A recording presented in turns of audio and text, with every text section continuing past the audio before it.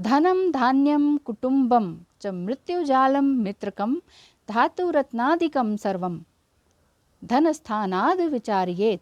अर्थात बृहद पाराशरी होरा शास्त्रानुसार दूसरे भाव से धन धान्य कुटुंब शत्रु और धातु रत्न आदि का विचार करना चाहिए।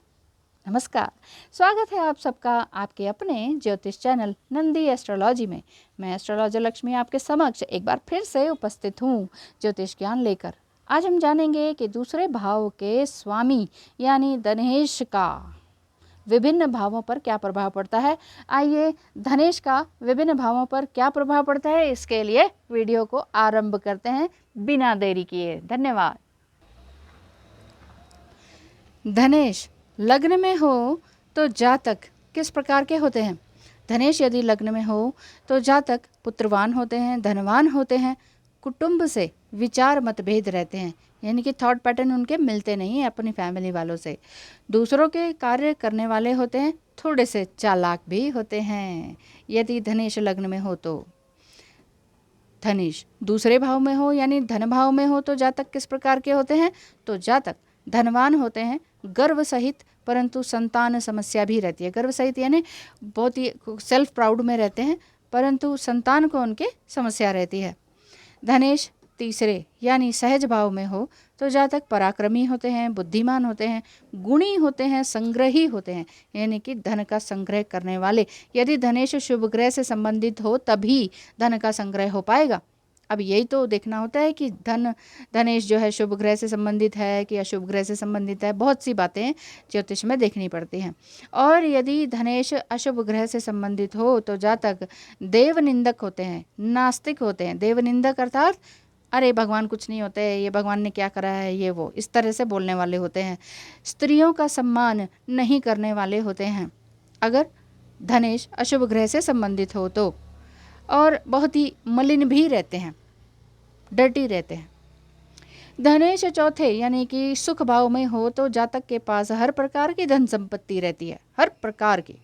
और यदि धनेश उच्च राशि में हो और उच्च राशि में होकर गुरु के साथ युति बनाए तो जातक राजा समान होता है, परंतु नास्तिक भी होता है और क्वेश्चनेबल कैरेक्टर वाला होता है। हर चीज़ में क्यों, क्या, कैसे, हर चीज़ में क्वेश्चन करते रहते हैं। ये चीज़ धनेश यदि चौथे भाव में हो तो दिखाई देता है जातक में। धनेश यदि पांचवें यानी संतान भाव में हो तो जातक धनवान होता है। जातक के पुत्र भी धन कमाने में लगे रहते हैं, इनके पुत्र भी होते हैं और वो पुत्र भी क्या है, धन ही कमाते रहते हैं। इस तरह का रहता है। चतुर रहते हैं, पुत्रों के कारण ये धनी भी रहते हैं। यदि धनेश पांचवें भाव में हो तो पुत्र भी होंगे और पुत्रों के कारण और धनी हो जाते हैं। यशस्वी भी होते हैं और कृपण भी रहते हैं, इनका अच्छा। अब धनेश छठे यानी रोग भाव में हो तो फिर क्या होगा। रोग भाव में हो और शुभ ग्रह युक्त हो तो जातक शत्रुओं से धन अर्जित करता है, शत्रुओं से धन अर्जित करेगा किसी न किसी तरीके से। परंतु यदि धनेश रिपु भाव में हो, पाप ग्रह के साथ हो तो शत्रुओं की वजह से धनहानि हो जाती है। दोनों चीज़ें में अंतर है ना। और पैरों में विकृति हो जाती है, जो पैर हैं उनमें कोई ना कोई विकृति आ जाती है यदि धनेश रिपु भाव में पाप ग्रह के साथ हो तो अब आपको देखना पड़ेगा ना, रिपु भाव, ये शत्रु भाव क्या है, पाप ग्रह कौन से हैं, तो ये सभी चीज़ें इसमें देखनी होती हैं। यदि आपको भी थोड़ा बहुत एस्ट्रोलॉजी आता है लेकिन क्लैरिटी नहीं मिल रही है तो धनेश का 12 भाव में फल जो मैंने बताया है, तो इसी तरीके से आप सिर्फ ये भी जान सकते हैं या जीवन में आगे भी जान सकते हैं। संतान भाव के साथ ये भी जान सकते हैं कि आगे संतान कितनी होगी। या अगर आपको कुछ भी नहीं जानना है और सिर्फ ये जानना है कि अगला जन्म कैसा था, पिछला जन्म कैसा था, आगे हम क्या होंगे और किसके साथ होंगे और कैसा जीवन जाएगा, इसके बारे में भी क्यूरियोसिटी है तो ऋषि मुनियों का शास्त्रों द्वारा दिया गया ज्ञान है जो कि ज्योतिष ज्ञान है, आप ही के सामने समक्ष है।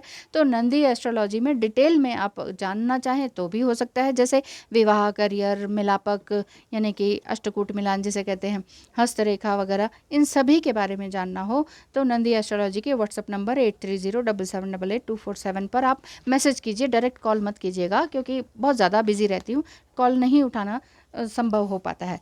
तो इस तरीके से आप मुझे कांटेक्ट कर सकते हैं, उसमें फ़ीस वगैरह आप जान सकते हैं। आगे हम बात करते हैं अब धनेश का 12 भावों में फल। अब यदि हम 7वें भाव में देखें, 7वें भाव में धनेश का, तो धनेश 7वें भाव यानी विवाह भाव में हो तो जातक किस तरह की पढ़ाई करते हैं। देखिए, तब जातक वैद्य का काम करते हैं। अब इस जीवन में वैद्य तो नहीं बनेंगे, आप डॉक्टरी प्रोफेशन में होंगे, यानी कि कोई ना कोई डॉक्टर का काम आप करेंगे, चाहे वो डेंटिस्ट का हो या कोई भी काम हो।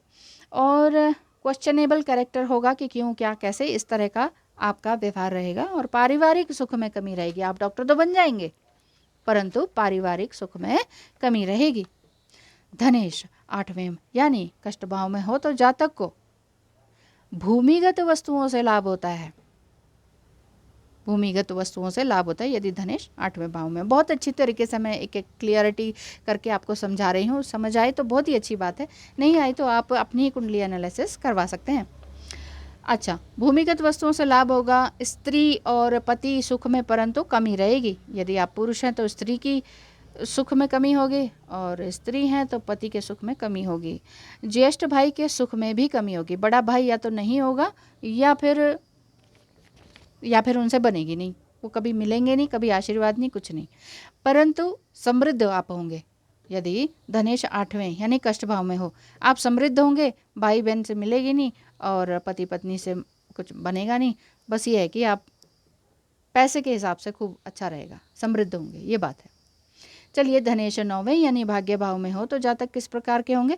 जातक धनी होंगे, उद्यमी होंगे, विद्वान होंगे।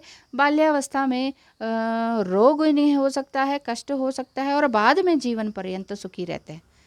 यदि 9वें भाव में हो ना, भाग्य भाव में, तो बचपन इनका अच्छा नहीं बीता होता। बचपन में बहुत कोई ना कोई बीमारी, कोई कुछ, लेकिन जीवन के इसके बाद, यंग टाइम के बाद से बहुत ही अच्छा रहता है और धार्मिक भी हो जाते हैं, ऐसा दिखाई देता है। धनेश 10वें यानी कर्म भाव में हो तो जातक बहुत ही मानी होते हैं। थोड़ा मतलब सेल्फ रिस्पेक्ट भी रहता है, थोड़ा सा घमंड भी रहता है। पंडित हो जाते हैं, धनवान होते हैं। संतान सुख की परंतु कमी दिखाई देती है, और हर तरह के शौकीन भी दिखाई देते हैं, इस तरह का दिखाई देता है। और 11वें भाव में धनेश हो तो धनेश 11वें यानी कि लाभ भाव में हो तो जातक हर प्रकार से समृद्ध होते हैं, मेहनती होते हैं, आदरणीय भी होते हैं। बहुत लोग उनकी रिस्पेक्ट करते हैं, बहुत नेम फेम मिलता है उनको, प्रसिद्धि मिलती है। बचपन में थोड़े से रोगी रहते हैं ये भी, परंतु समय के साथ साथ सब कुछ ठीक होता चला जाता है। धनेश यदि 11वें भाव में हो तो जातक का हमने इस तरह से देखा। अब 12वें भाव का भी देख ही लेते हैं, कहाँ जाते हैं, तो चलिए देखते हैं। धनेश 12वें यानी व्यय भाव में हो तो जातक साहसी होते हैं, निर्धन होते हैं, सरकारी जीविका में काम चला रहे होते हैं। और ज्येष्ठ पुत्र हो तो ज्येष्ठ पुत्र के सुख में कमी होती है। या तो ज्येष्ठ पुत्र बात नहीं करता, बात नहीं बनती, दूर रहता है, दूर चला जाता है, कहीं और देना पड़ जाता है बड़े बच्चे को, तो ऐसा दिखाई देता है। बड़ा बच्चा जो है, बड़ा पुत्र जो है, वो आपको किसी न किसी कारण से ननिहाल में छोड़ना पड़ सकता है, मामा के यहाँ छोड़ना पड़ सकता है, इस तरह से उसकी दूरी दिखाई देती है। और धनेश 12वें भाव में हो तो 2 या अधिक फेवरेबल ग्रहों के साथ हो तब जातक अति धनवान होता है। 2 या 2 से अधिक फेवरेबल ग्रह हो जाए ना आपके, तब जातक बहुत ही अति धनवान बन जाता है। परंतु धनेश 12वें भाव में अकेला हो तो कष्ट ही कष्ट मिलते हैं, ये चीज़ दिखाई देती है। तो ये था ऋषि मुनियों का ज्ञान जो कि धनेश का 12वें भाव में फल को दर्शाता है। आपको भी जानना है तो मैं इसी तरह से ऑडियो फॉर्म में आपको बताकर भेजती हूँ कि आपके साथ आगे क्या होने वाला है क्या नहीं, क्योंकि फ्यूचर प्रेडिक्शन भी होता है जो कि अप टू 2027 या 2030 तक आपके ग्रह दशाओं को बता दिया जाता है कि कब क्या होने वाला है, और अगर कुछ नेगेटिव है तो कैसे सावधानी या रेमेडीज़ की जाएँ, सब कुछ पूरी डिटेल में आपसे ऑडियो सेंड किया जाता है। उसके बाद भी आपके क्वेश्चंस रहते हैं तो उसका भी आंसर बड़ी पेशेंटली दिया जाता है, तो आइएगा ज़रूर। बहुत बहुत धन्यवाद। नंदी एस्ट्रोलॉजी में 8307788247 पर मैसेज कीजिएगा। धन्यवाद।